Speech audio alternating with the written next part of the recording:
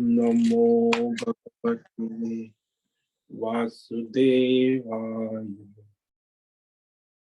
ओम नमो भगवते वासुदेवाय। ओम नमो भगवते वासुदेवाय। ओम नमो भगवते वासुदेवाय। ओम नमो भगवते वासुदेवाय। ओम नमो भगवते वासुदेवाय। ओम नमो भगवते वासुदेवाय। ओम नमो भगवते वासुदेवाय। ओम नमो भगवते वासुदेवाय। ओम नमो भगवते वासुदेवाय।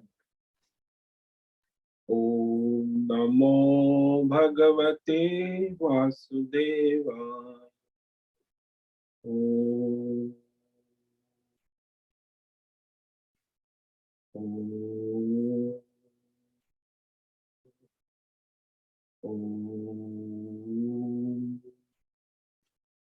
ओम श्री परमात्मने नमो नमः।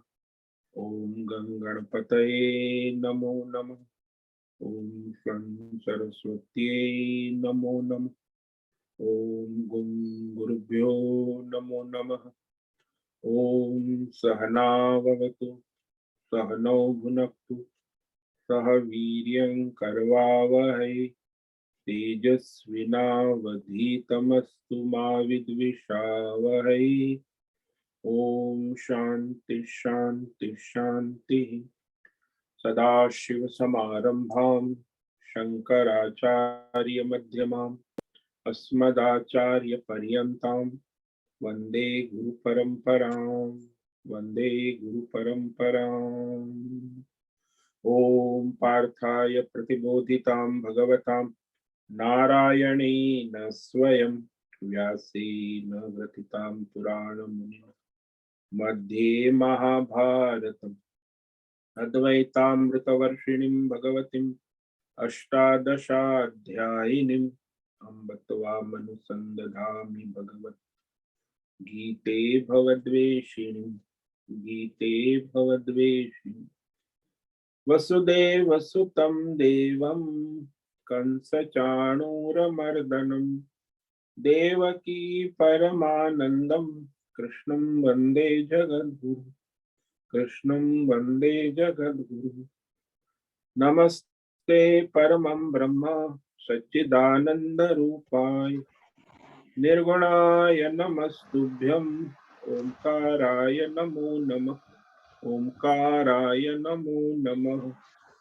सर्वे दुर्गाणि तरन्तु सर्वे भद्राणि पश्यन्तु सर्वे सद्बुद्धिमाप्नोतु सर्वे सर्वत्र नन्दतु सर्वे सर्वत्र नन्दतु। ओम तत्सत्। ओम ओम ओम। आप सभी ऑनलाइन जूम नेटवर्क पर उपस्थित भगवत गीता श्रवण साधकों को आज प्रातः का अभिवादन अभिनंदन अभिवंदन। हरि ओम हरि ओम हरि ओम। हम सबको आज का यह दिव्य दिन तन मन धन जन देश काल विषय वस्तु परिस्थिति अवस्थाएं अध्यात्म भौतिक दैविक क्षेत्र सभी को अपने अपने पूर्व में अनंत जन्मों में किए हुए संचित पाप पुण्य धर्म अधर्म मिश्र कर्मों के पके हुए फल स्वरूप में वर्तमान में आज अपने अपने प्रारब्ध अनुसार परमेश्वरी अचिंत्य योग माया के माध्यम से प्रसाद स्वरूप में प्राप्त हुआ है। अतः आज का यह दिव्य दिन परमार्थ हेतु निष्काम सेवा यज्ञ देव यज्ञ ऋषि यज्ञ पितृ यज्ञ नृ यज्ञ भूत यज्ञ सात्विक दान शारीरिक वाचिक मानसिक तप निष्काम कर्म योग ध्यान योग भक्ति योग ज्ञान योग साधना स्वाध्याय वेद शास्त्रों का अध्ययन अध्यापन उपासना आराधना के लिए समर्पित करे और कराए। अत्यंत दुर्लभ मनुष्य जीवन को परमार्थ हेतु सार्थक करे और कराए। आज विक्रम संवत 2079 फाल्गुन मास कृष्ण पक्ष की पंचमी तिथि रात्रि 8:09 तक है। उसके बाद षष्ठी तिथि लग जाती। आज है स्वाति नक्षत्र, अभी सुबह 7:58 तक। उसके बाद विशाखा नक्षत्र लग जाती। आज है रविवार और वसंत ऋतु चल रही है। यहाँ ऋषिकेश में रात्रि का न्यूनतम तापमान 14 डिग्री और दिन का अधिकतम तापमान 30 डिग्री रहा। वायु की गति 5-10 किलोमीटर प्रति घंटा चल रही है और ईस्वी सन 2023 12 मार्च 12 मार्च 2023 सुबह के 7 बजने वाले हैं। कलयुग का प्रथम चरण 5247वां वर्ष 7वां वैवस्वत मनवंतर श्वेत वराह कल ब्रह्मा जी का 26वां दिन और 51वां वर्ष अभी चल रहा है। तो ऐसे अनंत कोटि ब्रह्मांडीय परमेश्वरी अचिंत्य योग माया में हमारा यह एक ब्रह्मांड, इस ब्रह्मांड में यह पृथ्वी लोक में समुद्र के ऊपर जम्बू द्वीप और जम्बू द्वीप में एकमात्र विश्व का वैदिक राष्ट्र भारत, उत्तर हिमालय प्रांत उत्तराखंड राज्य में टिहरी जिले में हिमालयन शिवालिक पर्वतमाला के अंतर्गत मणिकूट पर्वत के ऊपर नीलकंठ महादेव के सामने ऋषिकेश नगरी में मुनि की रेती प्रांत में शीशम जाड़ी में औदबाड़ा आश्रम के सी ब्लॉक के 5 नंबर कमरे से पहले मंजिले से गंगा किनारे से हम स्वामी उत्तमानंद सरस्वती भगवत गीता के आचार्य शिष्य स्वामी चिन्मयानंद सरस्वती महाराज चिन्मय मिशन कैवल्याद्वैत वेद व्यास भगवत पाद शंकराचार्य की श्रृंगेरी संन्यास परंपरा से शिक्षित दीक्षित सनातन वैदिक भारतीय हिंदू धर्म अनुसार संपूर्ण भगवद गीता ज्ञान यज्ञ ऑनलाइन जूम पर चैतन्यमय जीवंत लाइव प्रसारण के अंतर्गत व्याख्यान माला में अध्याय 18 मोक्ष संन्यास योग के श्लोक नंबर 53 पर संस्कृत एवं हिंदी में व्याख्यान करेंगे। दिव्य पवित्र सरल व्यावहारिक सटीक पूर्ण वर्ण अक्षर पद वाक्य पंक्ति श्लोक अध्यायों की संगति संधि अन्वयी शब्दार्थ वाक्यार्थ भावार्थ रहस्यार्थ के यथार्थ तात्पर्य सहित वैदिक शास्त्र वेद व्यास साहित्य शंकर भाष्य एवं परंपरागत अष्ट सन्यासी आचार्यों की टीका टिप्पणी सहित आज का यह भगवद गीता व्याख्यान करेंगे। कृपया आप सभी श्रद्धा भक्ति ध्यान से परिपूर्ण होकर के यह दिव्य श्रवण साधना करें और कराए, कुछ ग्रहण करे, धारण करे, जीवन में चरितार्थ करे और उसमें निरंतरता लाए। अपनी अपनी आध्यात्मिक भौतिक दैवी अशांति द्वंद्व मोह विक्षेप अधार्मिक और शास्त्रीय भ्रम भ्रांतियों से रहित होकर के शरीर इंद्रिय प्राण मन वचन कर्म से एक रूप एकाग्र होकर शुद्ध सात्विक सूक्ष्म वेद शास्त्र अनुसार आचार्य परंपरा अनुसार भगवत विवेक बुद्धि करें। पुनः पुनः इस व्याख्यान का श्रवण करें, मनन करें, चिंतन करें, चर्चा विचारणा लेखन करें, प्रचार प्रसार करें, लिंक भेजें, ग्रुप में शेयर करें और अपना और सबका परम कल्याण करे और कराए। ओम तत्सत। ओम ओम ओम। तो कल हमने श्रीमद् भगवद गीता अध्याय 18 मोक्ष संन्यास योग के श्लोक नंबर 52 पर व्याख्यान किया था। तो यहाँ भगवान 51, 52 और 53 तीन श्लोक में 18 साधना बता रहे हैं। 51वें श्लोक में 4 साधना कही, 52वें श्लोक में 5 साधना कही और अब 53वें श्लोक में 9 प्रकार की साधना, साधन और साध्य कहेगी।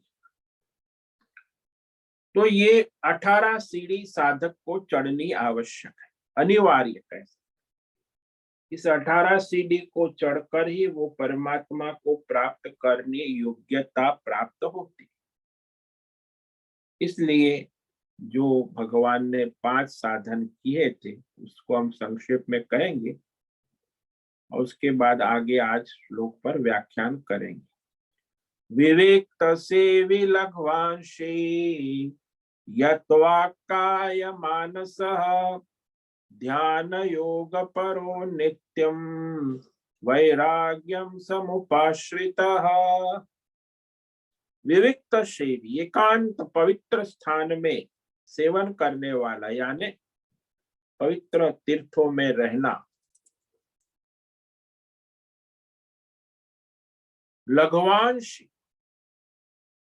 हल्का सात्विक नियमित समयसर अल्पाहार भोजन करने वाला, मिताहारी कहते हैं, आधा पेट भोजन आधा पेट खाली जल और वायु के लिए आरक्षित रखे तो वह लघ्वांश कहा जाता। और सात्विक होना चाहिए, आहार भी राजसी और तामसी प्रकृति का नहीं। फिर कहा यत वाक् काय मानस, मन वाणी 10 इंद्रिय और शरीर को धर्म शास्त्र अनुसार वश में रखना, नियमन में रखना, संयमन में रखना, कुछ भी मनमानी ना करना, तो वह उसे रोकना, जीतना, नियमन करना, संयमन करना। क्योंकि ये इंद्रियां बड़ी चंचल है, मन भी चंचल है और वाणी भी चंचल, इनको धर्म शास्त्र अनुसार काबू में रखना। फिर कहा ध्यान योग परो नित्यम, ध्यान योग परायण रहने वाला, वो भी नित्यम कहा, निरंतर, प्रतिदिन कुछ समय ध्यान के लिए निर्धारित करना और प्रतिदिन ध्यान योग में ध्याता ध्यान ध्येय त्रिपुटी। तो आत्मस्वरूप का चिंतन को ध्यान कहे, ध्यानम आत्मस्वरूप चिंतनम, परमात्मा का स्वरूप जो चैतन्य आत्मा है, तो वह एकाग्रता पूर्वक वह ध्यान योग कहा जाता है। जप करने में भी ध्यान योग सिद्ध होता है। तो इस तरह ध्यान योग परो नित्यम वैराग्यम समुपाश्रित, दृढ़ वैराग्य जो है संसार के विषय वासना कामना, ये संसार जो ये सुरक्षा कवच है, वैराग्य सांसारिक जो समस्या है, बंधन है। तो यहाँ अनासक्त जिसको कहते हैं ना, संसार से विरक्त, तो उसमें जीवन निर्वाह से अधिक संसार में राग आसक्ति ना करना। तो विषय वासना जो होती है, भोग वासना है, उसका वैराग्य होना आवश्यक है। जीवन निर्वाह के लिए जो आवश्यक है, रोटी कपड़ा मकान जो भी, वो तो सामान्य आवश्यकता होती है। उसके सिवा जो बहुत ही अधिक भोग विलास की वृत्तियां है, विषय वासना है, कामना है, तृष्णा है, उसका वैराग्य होना आवश्यक। तो इस तरह यह सुरक्षा कवच बन जाता है जो मनुष्य परमार्थ साधना की योग्यता प्राप्त करता है।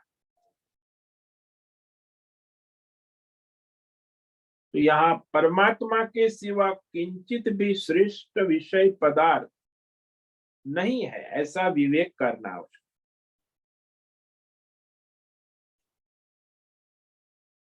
क्योंकि जब तक हमें कोई पदार्थ की महिमा विशेषता लगती है तो उसमें राग होता है कि ये बहुत ही अच्छा है, प्रिय है। कौन सा विषय, भौतिक अध्यात्म दैव, सबको अपनी अपनी वासना के अनुसार पदार्थ प्रिय होते हैं। राग होता है, आसक्ति होती। तो अपनी वासना कामना से प्रेरित राग आसक्ति का सर्वथा अभाव हो जाए, केवल परमार्थ चिंतन हो, ध्यान हो, तो इस तरह वह साधना में अब आगे जो है 9 सोपान श्लोक नंबर 53 में कह रहे हैं भगवान, अहंकारं बलं दर्पं कामं क्रोधं परिग्रहं विमुञ्च निर्मम शांतो ब्रह्म भूयाय कल्पते। कहते हैं अहंकारम बलम दर्पम कामम क्रोधम परिग्रहम विमुंच, विशेष रूप से छोड़े, निर्मम, निर्मम होकर, शांत होकर, परमात्मा को पाने की योग्यता प्राप्त करे। साधक जो है ना, इस 18 साधनों से साधक परमात्मा को पाने योग्य की योग्यता वह प्राप्त होती है। अब ये अहंकार शब्द हम लोग सब कई हजारों बार बोल चुके हैं, उसको बड़ा अहंकार है, इसको बड़ा अहंकार है, ये अहंकारी है, सब बोलते हैं। तो वास्तव में अहंकार है क्या?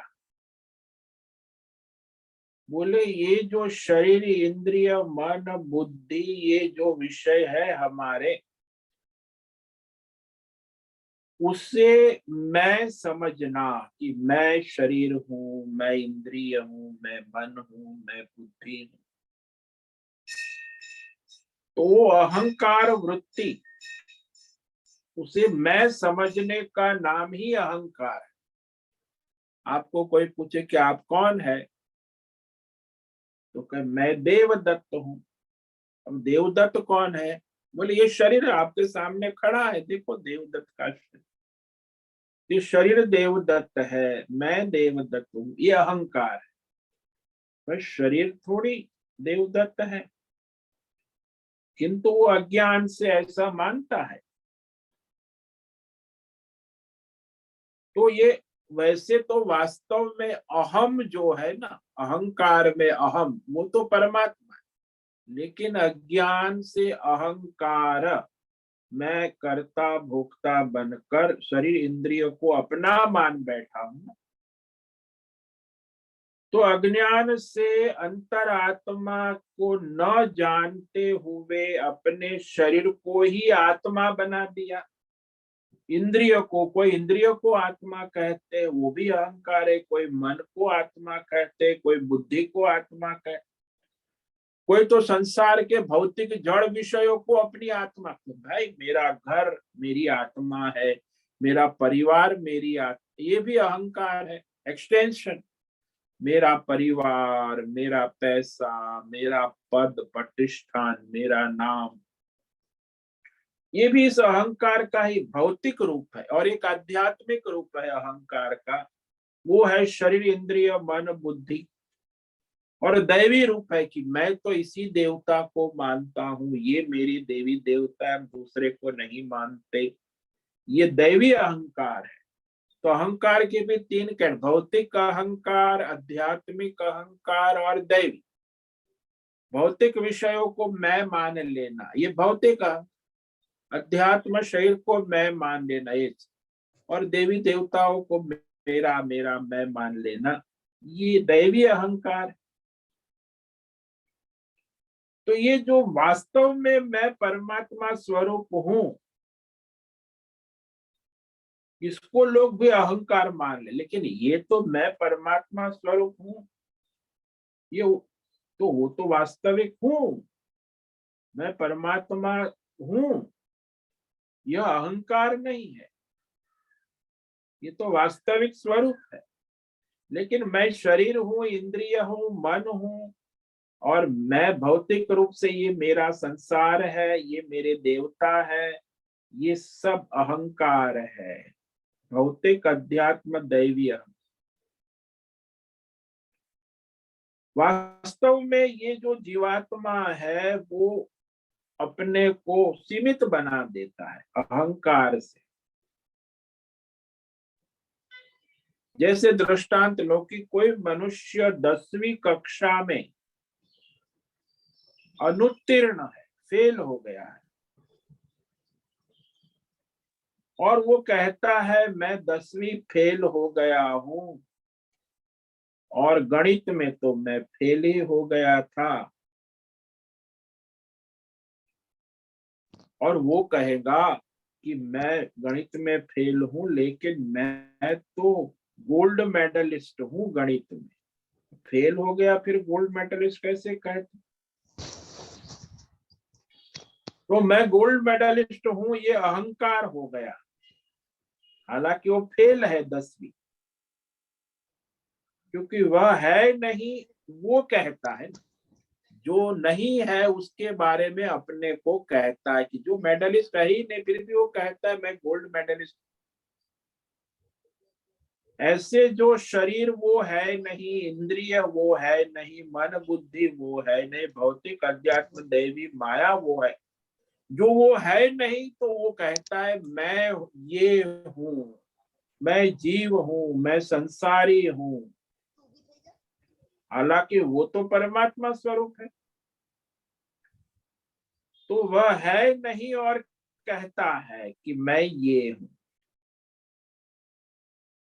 इसलिए अपने को सीमित बना देते हैं अज्ञान से, और ये अज्ञान से ही अहंकार उत्पन्न होता है।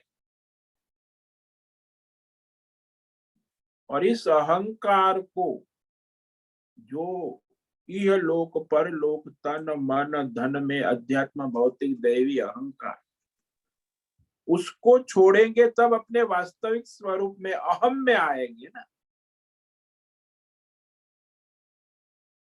तो ये अहंकार जो है ना, वो मुख्य शत्रु है मनुष्य का। उसे परमार्थ में बाधा उत्पन्न करता, और वो जीव को फिर अहंकार के बाद क्या होता है? बोले जैसे अहंकार है वैसे बलम, अहंकारम के बाद बलम। तो किसी के पास तन मन धन जन बल सबके अपने अपने होते हैं। वो बल को अपना समझ बैठते कि ये तन का बल मेरा है, मन का बल मेरा है, धन बल मेरा है, ये जन बल मेरा है, ये तो प्रकृति का है, माया का है। लेकिन वो अपना मान लेता, तो फिर उसमें उसे राग और आसक्ति हो जाती है कि ये बल मेरा है। और जिस विषय की कामना होगी उसके लिए शरीर में खूब बल होगा। में कामना है, इच्छा है, तो उसके लिए बल भी होगा, धन भी होगा, पुरुषार्थ भी होगा, प्रयत्न भी भाई किसी को तो अपने सारे तन मन धन जन का बल का प्रयोग अपनी कामना पूर्ति के लिए करता है। ये किसी को कार लेनी है, कार की कामना है, तो वो अपने तन मन धन जन बल का प्रयोग करता है। कार की कामना है ना, एक बढ़िया कार लेनी है, तो फिर वो अपने कामना पूर्ति करता है। तो इस तरह कामना पूर्ति के लिए ये तन मन धन जन बल की आवश्यकता होती। कामना छोड़ने के लिए कोई बल की आवश्यकता नहीं हो। तन मन धन जन, उसमें तो विवेक की आवश्यकता। जैसे बुद्धि से हमने महत्व दे दिया किसी भी संसार के, तो फिर वह उसकी कामना, और फिर वो स्थूल सूक्ष्म शरीर अपने बल का प्रयोग करते हैं, बुद्धि भी अपना बल, क्योंकि कामना पूरी करने के लिए बल चाहिए। तो इस तरह ये संसार के भौतिक अध्यात्म दैवी विषयों को महत्व देते हैं ना। तो ये अनात्म संसार जो है, तन मन धन जन भौतिक अध्यात्म दैव संसार के विषय, उसी को महत्व के लगने लगते कि सांसारिक कार्यों का विचार करने लगते हैं, और तन मन धन उसके बल से वो संसार के भोग का पुरुषार्थ कर। तो कामना होती है, उसके लिए उसका तन मन धन बल लग जाता है कि भाई वो लगाता है।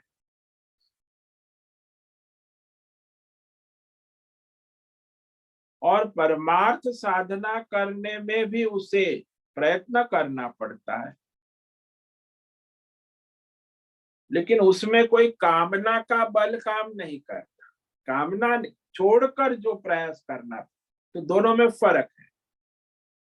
एक जो है कामना की पूर्ति के लिए जो बल चाहिए, और ये परमार्थ साधना के लिए कोई ये तन मन धन जन, उसको तो आत्मा बल चाहिए योग साधना के लिए। ये वहां तन मन धन जन बल परमार्थ साधना में सहायक नहीं हो। इसीलिए कहा कि आपको परमार्थ साधना करनी है तो फिर ये तन मन धन जन बल की कोई आवश्यकता नहीं है। आपको एक आत्मा बल चाहिए, स्वाभाविक आपका भीतर नित्य उपलब्ध है आत्मा बल, और उसी के सहारे आप साधना करके साधना करनी है। तो फिर क्या चाहिए? शरीर स्वस्थ होना है, मन तंदुरुस्त होना है, बुद्धि बड़ी तेजस्वी होनी है, और मेरे पास 1 अरब रुपया धन होना चाहिए, मेरे पास हजारों लोग मेरे फॉलोवर हो, तब मैं साधना करूंगा। ऐसे तो कभी होगा नहीं। ये तो सब तन मन धन जन जो है उस बल की कोई आवश्यकता है नहीं। आपको योग साधना करनी है तो आत्मा बल चाहिए। जैसे गांधी जी थे, महात्मा गांधी जी, तो अंग्रेज पत्रकार उनके पास आया। अंग्रेज पत्रकार ने पूछा महात्मा जी से प्रश्न कि गांधी जी बताइए, आपके पास कौन सा बल है जिसके द्वारा आप ये जो लड़ाई लड़ रहे हैं, आजादी की लड़ाई, पूरे राष्ट्र को आपके साथ जुड़ा है, और आप अंग्रेजों के पास तो इतना बल है, राजनीति सत्ता बल है, धन बल है, और सैन्य बल है। अंग्रेजों के पास तो सारा बल है, आपके पास कौन सा बल है? बोले चाहे कितना भी बल हो अंग्रेजों के पास, मेरे पास एक बल है, वो है आत्मा बल, और मैं आत्मा बल से ही ये लड़ाई लड़ रहा हूं, और मुझे विश्वास है कि आत्मा बल से मैं इस लड़ाई को जीत जाऊंगा। आत्मा बल की लड़ाई, और जीत गए। कोई कोई भौतिक कोई सत्ता बल नहीं था, कोई धन बल नहीं था, कोई सैन्य बल नहीं था, उनके पास तो आत्मा बल। और आत्मा बल उनका, और उसको पुष्टि कौन करता? बोले उनके 2 साधन जो थे वही उसके आत्मा बल को पुष्टि कर, सत्य और अहिंसा। कि जो सत्य अहिंसा को धारण करता है उसका आत्मा बल पुष्ट होता है, और जो सत्य अहिंसा को छोड़ देता है उसका आत्मा बल क्या, मनोबल भी नहीं रहता, सारे बल चले जाते। तो यहाँ स्वाभाविक बल है, सबके पास उपलब्ध है, लेकिन बहुत कम लोग उसका उपयोग करते हैं, वह आत्मा बल है। बस उस आत्मा बल को रखना है, बाकी दूसरे सारे बल अहंकार से होते हैं, उसे छोड़ना है। वो अस्वाभाविक बल है। आपके पास जो तन मन धन जन, ये प्राकृतिक अस्वाभाविक काल्पनिक क्षणिक बल है, वो वास्तविक बल नहीं है। वास्तविक बल तो आत्मा बल है, वो स्वाभाविक भी है। इसीलिए कहा बलम। बलम के बाद कहा दर्पम। ये दर्प भी, घमंड जो है ना, परिवार पैसा पद प्रतिष्ठा भौतिक अध्यात्म उसका घमंड होता है। मनुष्य को आपने देखा होगा समाज में, जिसके पास कुछ थोड़ी संपत्ति है, सत्ता है, पैसा है, बल है, तो उसमें घमंड, दर्प आ जाता। तो ये वृत्ति है। और फिर वो दर्प आ जाता है तो ये डायलॉग बोल, अरे हम तो कुछ भी कर सकते हैं, हमारे सामने कौन टिक सकते। फिल्मों में डायलॉग आप सुनते हो, अरे हम कुछ भी कर सकते, हमारे हाथ में सब पावर है, सत्ता है, शक्ति है, धन है, सब। तो घमंड, और वो घमंड में, दर्प में, वो अपने स्वधर्म का, धर्म का, परोपकार, दूसरों के हित का अतिक्रमण कर। घमंडी मनुष्य कभी किसी का हित नहीं सोचता, वो स्वार्थी होता है। सामने वाले का क्या हो रहा है उसको सहिष्णुता नहीं होती, वो घमंडी है ना, दर्प में आ। तो धर्म का, मर्यादा का, नियमों का, शास्त्रों का, समाज का अतिक्रमण कर घमंडी व्यक्ति। और फिर घमंड न होने का मतलब है कि ये शरीर, इंद्रिय, ये जो 24 तत्व का ये प्रकृति है, वह हमारा संबंध उसके साथ नहीं है, हमारा संबंध परमात्मा के साथ।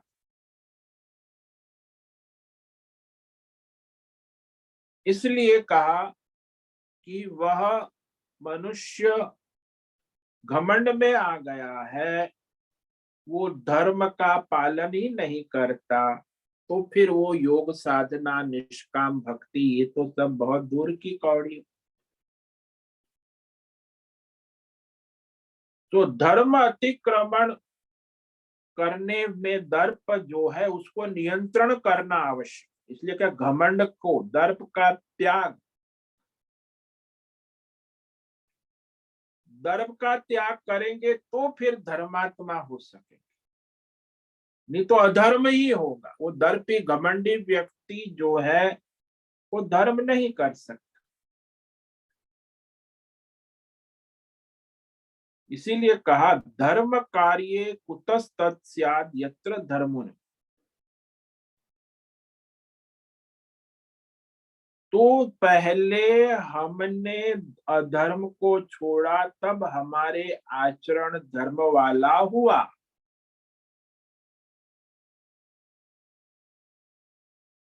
उससे भी आगे गए धर्म से, तो फिर योग साधना में आ गए,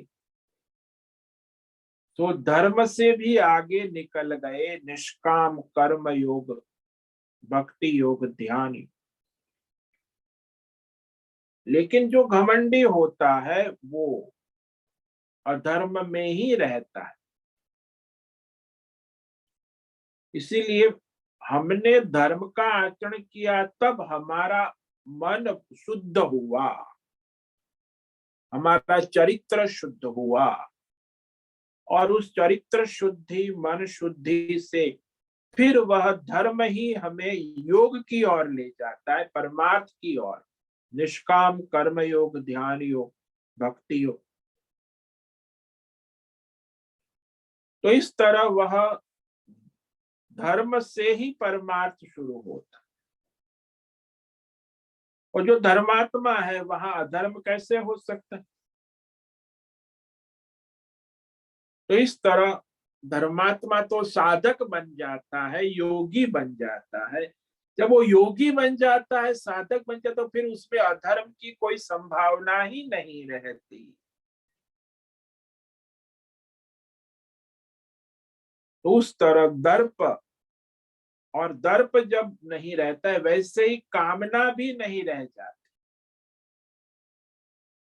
ये जो अध्यात्म, भौतिक, दैवी, सांसारिक कामनाएं हैं, वो परमार्थ करने में सहायक नहीं, इसीलिए कामना नहीं रहती। क्योंकि जब तक कामनाएं हैं, सांसारिक इच्छा जिसको कहते हैं, तो वह परमार्थ करने नहीं देंगे। कामना आपको धर्म कराएगी, कि धर्म से कामना पूरी होती है, पर कामना आपको अधर्म भी कराएगी, लेकिन कामना और वासना आपको योग साधना परमार्थ करने नहीं देंगी। इसीलिए जिसकी कामना वासना प्रबल है, वो तो धर्म का भी अतिक्रमण कर जाता है, अपनी कामना वासना में डूबा है। इसीलिए कामना और वासना को छोड़ना आवश्यक है। फिर कहा कि जब कामना और वासना जो है मनुष्य, उसमें बाधाएं उत्पन्न होती है, तो उसे क्रोध उत्पन्न होता है।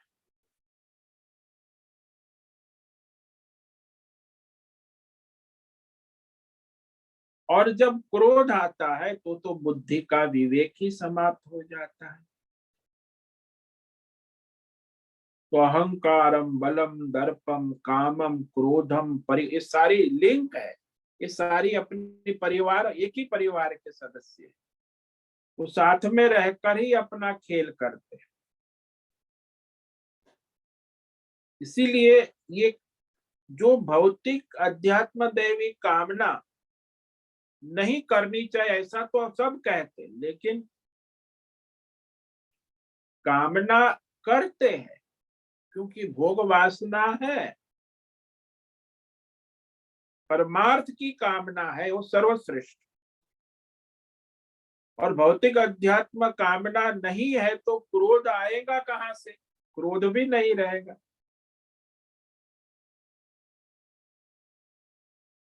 क्योंकि कामना में बाधाएं उत्पन्न होती है तभी ही क्रोध आता है। हमारी भौतिक अध्यात्म दैव व्यष्टि समष्टि सबकी अपनी अपनी कामनाएं वासनाएं है, उसमें प्रतिकूलता होने पर ही क्रोध आता है, अन्यथा क्रोध की संभावना नहीं है। और जब कामनाएं पूरी होती है तो फिर वहां संग्रह वृत्ति शुरू हो जाती है, इकट्ठा करने की आदत हो जाती है। तो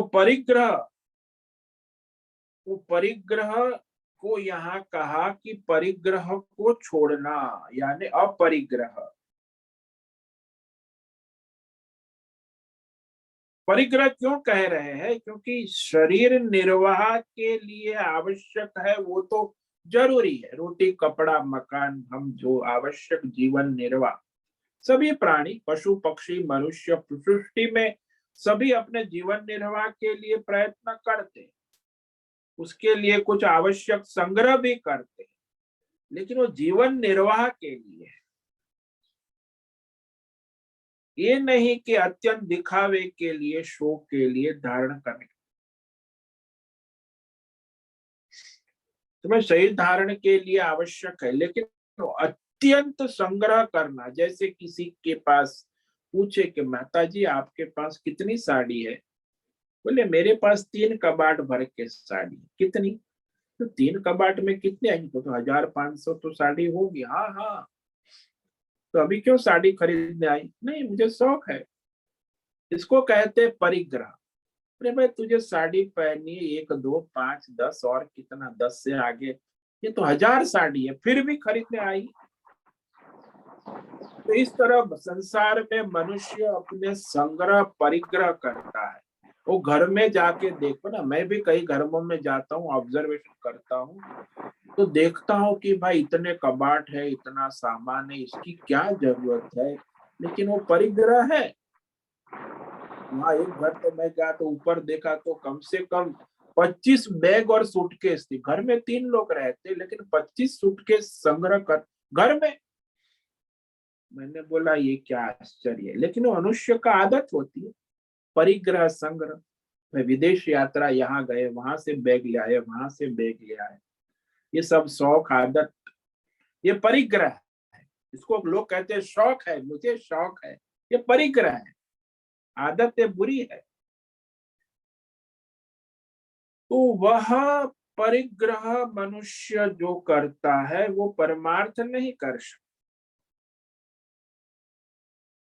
हाँ, जीवन निर्वाह के लिए आवश्यक है उतना आप संग्रह भी कर सकते। मानो कि ठंडी की मौसम है तो भाई यहाँ हमें ऋषिकेश में तो हम 2-5 कमल रखते हैं कि आवश्यकता होती है भाई, तो वो आवश्यक है। लेकिन 100 कमल इकट्ठा करके रख दे कंबल, तो 100 कमल की क्या आवश्यकता है? तो ये विवेक करना आवश्यक। इसलिए कहा कि यह परिग्रह जो है वह जीवन निर्वाह के प्रति सीमित होना चाहिए। उससे अधिक जो आवश्यकता से अधिक मात्रा में जो संग्रहखोरी है वो व्यष्टि समष्टि के लिए हानिकारक।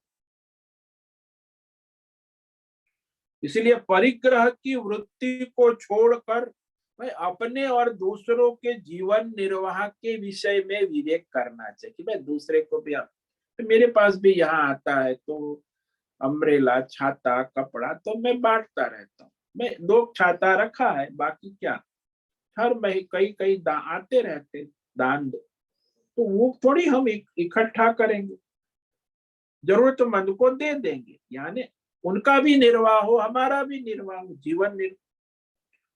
तो इसे कहते हैं परिग्रह को छोड़ना। अपरिग्रह ये भी आवश्यक गुण है, बहुत ही महत्व। कई लोगों को तो इतनी वृत्ति होती है कि ये मेरा है। जैसे बच्चों को पूछो कि भाई ये क्या है, खिलौना मेरा है, मैं ही इसका उपभोग करूंगा, संग्रह करूंगा, किसी को नहीं दूंगा। तो ये कल एक बच्ची थी, मैंने कहा रिंग हाथ में थी, खिलौना, मुझे कहा मुझे खेलने दे, नहीं, जरा भी नहीं, मेरा खिलौना है।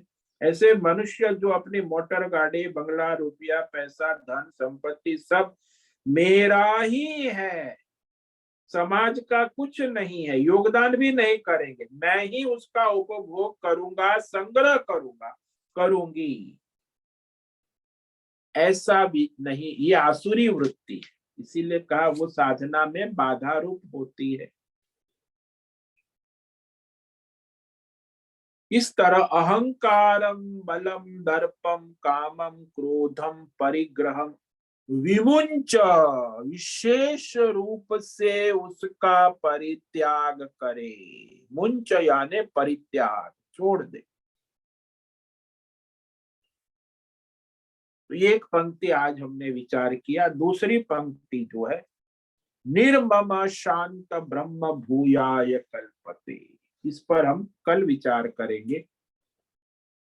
तो इस तरह ये सारे जो है इसको साधना में बाधक है, यानी वो साधक कभी साधना कर नहीं सकता। ये सारे जो है बार बार उसे बाधाएं उत्पन्न करेंगे, इसलिए परमार्थ नहीं हो सकेगा। इसलिए इसको छोड़ना ये पहला साधन है, साधना। तो आज हमने ये जो श्लोक किया इसको संक्षेप में कह देते हैं।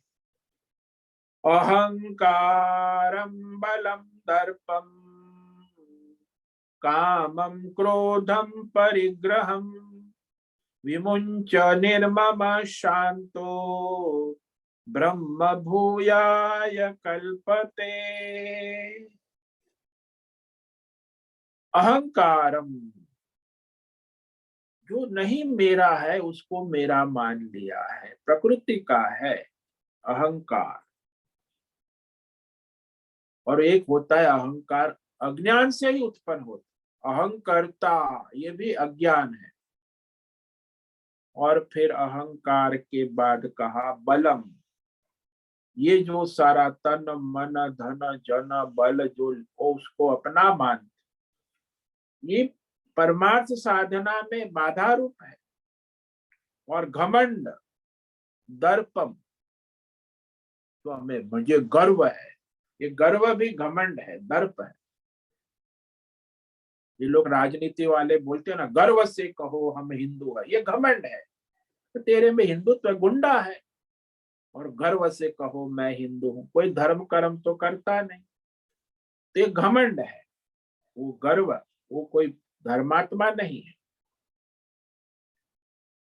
तो इस तरह वो घमंड, दर्प को छोड़ना आवश्यक है। काम, वासना और क्रोध और संग्रहखोरी, कामम क्रोधम परिग्रह विमुञ्च।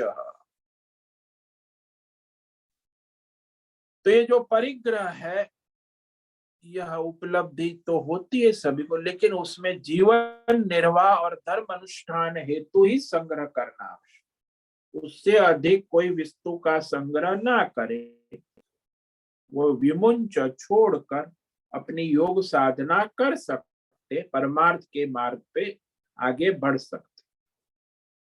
तो ये सारे शत्रु है, ऐसे कहो ना, अपने भीतर बैठे हुए सूक्ष्म शत्रु। जो वो लुटेरा होता है वो तो सामने लुट, लेकिन ये तो छुपे है चोर, जो निरंतर मनुष्य को साधना, योग, धर्म, कर्म करने नहीं देते, अधर्म की ओर ले जाते हैं। तो अधर्म कौन कराता? ये भी अर्जुन ने प्रश्न पूछा था ना भगवान। तो भगवान ने यही कहा, काम एष क्रोध एष रजोगुण समुद्भव महाशनो महापापमा येनम नित्यव। यही काम, क्रोध, लोभ, यही मनुष्य को अधर्म कराते हैं, अधर्म की ओर ले जाते। वही महापापी है, उसका पेट कभी भरता भी नहीं, इतना पेटू है, महाशन। और उसी में जीव का जो है धर्म ही नहीं होता, धर्मार्थ तो परमार्थ तो कैसे हो सकता है? इसलिए परमार्थ के लिए इससे तो बचना आवश्यक है, इसका इलाज पहले करना पड़ेगा।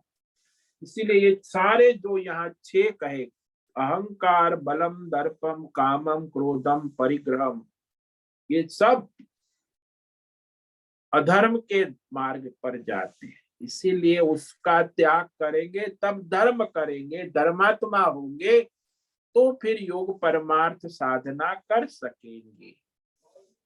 ओम नमो नारायणाय, ओम नमो नारायणाय, ओम नमो नारायणाय, ओम नमो नारायणाय, ओम नमो नारायणाय। कायेन वाचा मनसेन्द्रियैर्वा बुद्ध्यात्मना वा प्रकृते स्वभावात् करोमि यद्यत् सकलं परस्मै नारायणायेति समर्पयामि, नारायणायेति समर्पयामि। ओम सर्वे भवन्तु सुखिनः, सर्वे सन्तु निरामयाः, सर्वे भद्राणि पश्यन्तु, मा कश्चित् दुःखमाप्नुयात्, अस्तु मा सद्गमय, तमसो मा ज्योतिर्गमय, मृत्युर्मा मृतंगमय। ओम पूर्णमद पूर्णमिदं पूर्णात् पूर्णमुदच्यते पूर्णस्य पूर्णमादाय पूर्णमेवावशिष्यते। ओम शांति शांति शांति। शंकरं शंकराचार्यं केशवं बादरायणं सूत्र भाष्य कृतौ वंदे भगवन्तौ पुनः पुनः। ईश्वरो गुरुरात्मेति मूर्ति भेद विभागिने व्योमवद् व्याप्त देहाय दक्षिणामूर्तये नमो नमः। ओम गुं गुरुभ्यो नमो नमः। ओम तत्सत् ब्रह्मार्पणमस्तु। ओम ओम ओम।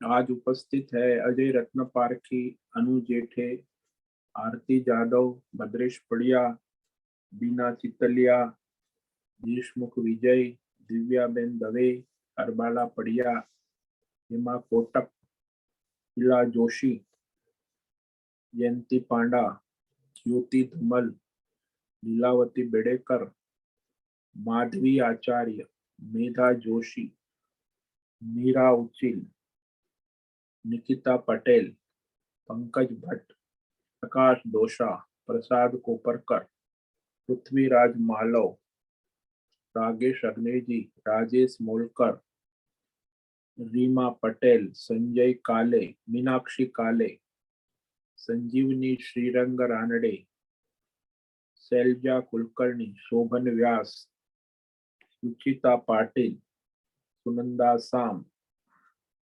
सुनील ठाकुर, सुनीता कुलकर्णी, स्वप्निल, तुषार चौधरी, उषा मेनन, वैशाली कोपरकर, विशाल बेड़ेकर, मीना शिंगाड़े। इतने साधक आज उपस्थित है और आज शाम को भी सत्संग है, 6 से 7 आप आइए। प्रश्नोत्तरी सत्संग होगा ऑनलाइन इसी लिंक पर। रविवार साप्ताहिक सत्संग हर रविवार को शाम को 6 से 7, तो उसका आप लाभ ले और लेवावे। अभी आप में किसी को कोई प्रश्न है तो समय है, प्रश्नोत्तरी का प्रश्न पूछ सकते हैं। ओम नमो नारायणाय स्वामी जी। ओम नमो नारायण। बोलो स्वामी जी, कुरु वंश में जैसे हम लोग भगवान वेदव्यास के बारे में बोलते हैं, तो कुरु वंश में कुछ ऐसे परिस्थिति हो गई कि भगवान वेदव्यास को क्या बोलते हैं, वो वंश चलाने का इसमें मदद करना पड़ा, और वो ही धृतराष्ट्र और पांडु के पिता है। वो अंबिका अंबालिका के थ्रू, नियोग बोलते हैं क्या, पता नहीं उसको। तो वेद व्यास का बेटे होकर भी धृतराष्ट्र ऐसे क्यों है स्वामी जी? अरे भाई, कोई भी, जैसे पुलस्य वंश में हम देखो, ये ब्राह्मण के वंश में रावण, कुंभकर्ण और विभीषण तीनों भाई हुए। तीनों चारों वेदों के ज्ञाता है, ब्राह्मण है, तो उनके कर्म है, संस्कार है उनका, वो बस वो तो है। प्रकृति सबकी अपनी जन्म से होती है, पिछले जन्म, उसका जन्म वहां वंश में होने से कोई ऐसा नहीं है कि उसमें रजोगुण तमोगुण ना हो। कोई भी कहाँ भी उसके उस परिवार से कुछ पूर्व जन्म का कुछ ऋणानुबंध होता है, तो वो वंश में वहां जन्म लेते हैं, इसीलिए वो रावण का उस परिवार में रिश्ता था। तो ऐसे ही यहाँ कोई भी मनुष्य कहीं भी, तीनों प्रकार के जीव होते, आपके घर में देखो, परिवार में देखो, आपके आसपास देखो, वो अपने पूर्व जन्म के संचित कर्मों के अनुसार ही उसके जो गुणों की प्राधान्यता होती है, जिसमें सात्विक गुण का प्राधान्य होता है वो विभीषण जैसा होता है, जिसमें रजोगुण का प्राधान्य होता है वो रावण जैसा होता है, जिसमें तमोगुण का प्राधान्य वो कुंभकर्ण जैसा होता है। उसकी प्रकृति जन्मजात है, अनेक जन्मों के उसके संस्कार हैं। और वो अचानक कोई मनुष्य को आप कहो कि तू सुधर जा, बदल जा, कुंभकर्ण को कहो देखो विभीषण की तरह 4 बजे उठ के ध्यान कर, वो नहीं करेगा, उसका स्वभाव, वो कर भी नहीं पाएगा। इसीलिए उसकी प्रकृति है, स्वभाव है। वो तो दोपहर को 12 बजे उठेगा लंच टाइम में, फिर उसको भोजन करना है उठ के, तो वो कुंभकर्ण है, उसका स्वभाव ही वैसा है। हाँ, वो मनुष्य का जो प्रकृति है, स्वभाव है, वो यदि धर्मात्मा है और फिर धर्म कर्म करेगा तो फिर इस योग साधना की योग्यता प्राप्त कर। नहीं तो ये कर्म योग, ध्यान योग, भक्ति योग केवल सुनने की बात है। लेकिन जब अर्जुन जैसा कोई धर्मात्मा है तो वो योग के अधिकारी होता है। स्वामी जी, मतलब एक और ये संदेह है कि अर्जुन भी रजोगुण वाला था और रावण भी रजोगुण वाला था। अर्जुन भी ज्ञानी था, रावण भी ज्ञानी था। तो हाँ फिर जी, ये दोनों में और एक कुछ फैक्टर है क्या, मतलब जो रावण इस तरह हुआ और अर्जुन इस तरह हुआ? देखो भाई, क्योंकि रावण हम्म, जो था ना, वो हम्म, भी धर्मात्मा था, लेकिन उसमें हम्म, अधर्म का भी प्राधान्य हो गया। और और अहंकार यहाँ बहुत बहुत अर्जुन में ज्यादा था। धर्म का प्राधान्य, हाँ। वो अधर्म गौण था। इसमें हम्म, क्या हुआ, अधर्म का प्राधान्य था, धर्म गौण था। वो तो हम्म, रहेगा सब में, धर्म अधर्म का प्राधान्य गौणता रहेगी सभी हम्म, मनुष्य।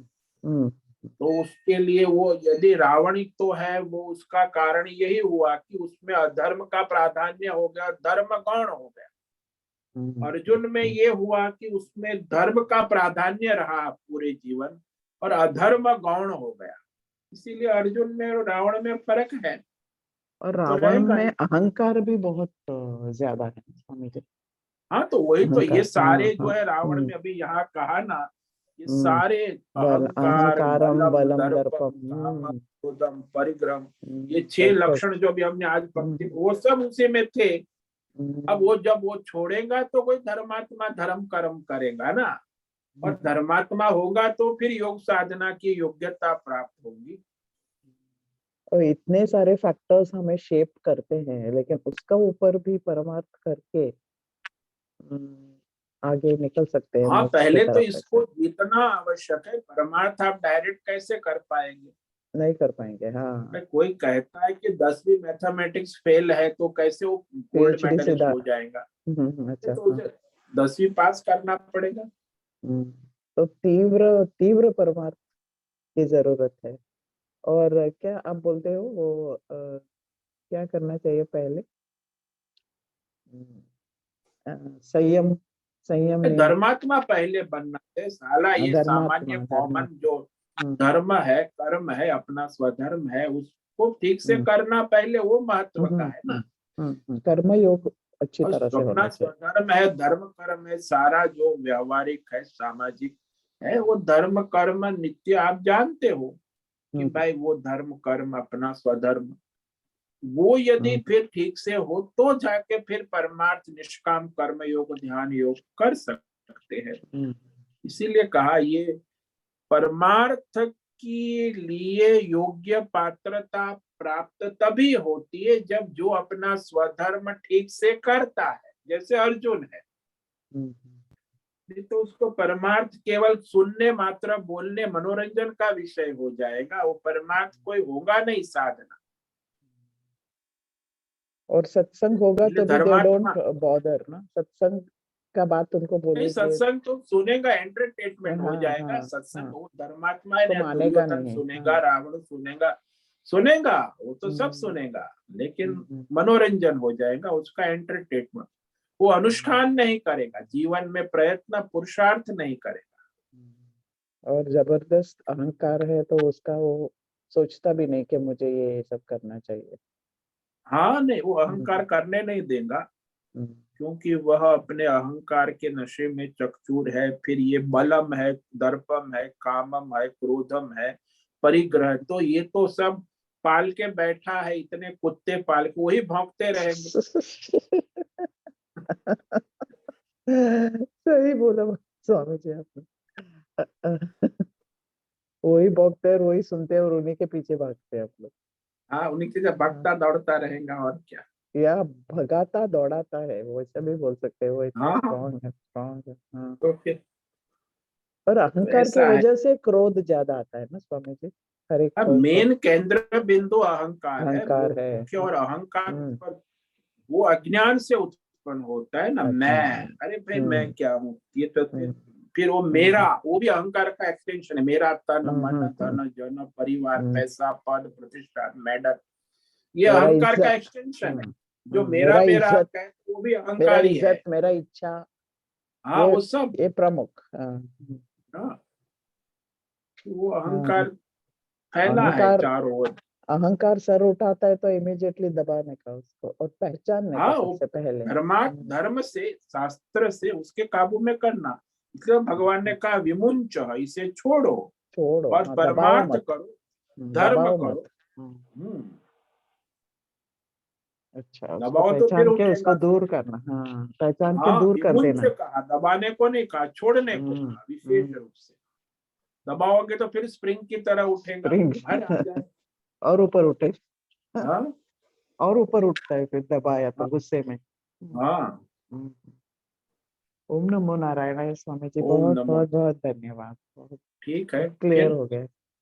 शाम को मिलेंगे, 6 बजे हाँ सत्संग है। स्वामी जी, सभी हाँ को स्वामी। ओम नमो नारायणाय। सबको ओम नमो नारायण। चाहे ओम साधक नमो